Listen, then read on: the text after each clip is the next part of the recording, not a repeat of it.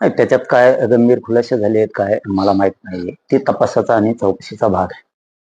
जालना जिल्ह्याचे आमचे एसपी साहेब त्याच्यात पूर्ण लक्ष घालून आहेत आणि ते खोलापर्यंत जाणार आहेत याची आम्हाला 100% खात्री आहे. मला धमकी नाही दिली एवढी. आणखीन ही अवलाद धमकी देणारे पैदा नाही होऊ शकत. पण एक गोष्ट सत्य आहे आणि खरी पण आहे की हे खूप मोठं षडयंत्र कट रचला गेला. त्याला काय म्हणायचं, समजा हत्येचा, खुनाचा किंवा काय घातपाताचा का जे काय असेल ते केलं गेलं. एका नीच वृत्तीनं ही कट रचलाय, घाट घातलाय. असल्या पैदेशीला मी नाही घेणार.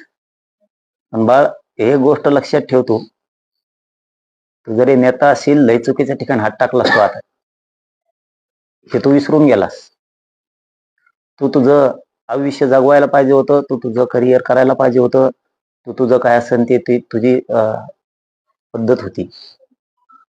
तू लोकांना काय केलं तेच जर दुसरीकडे करायला गेला तर तुला सुट्टी नसती मिळत.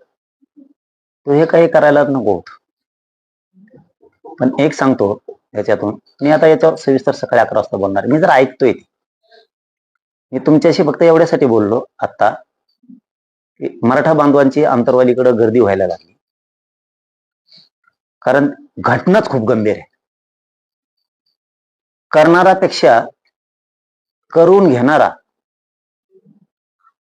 घेणाऱ्यांनी खूप चुकीचं पाऊल उचललंय आणि खूप चुकीच्या ठिकाणी हात घातला. तुला आणखीन माहित नाही,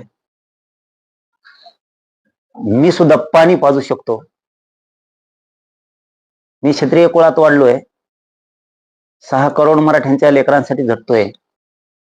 जो माणूस घरूनच कंपाळाचं कुंकू पुसून येतो, तो समाजासाठी रक्त जाळून समाज मोठाही करतो आणि वेळ आली तर रक्त सांडायला सुद्धा देत नाही, तो क्षत्रिय मराठा मी आहे.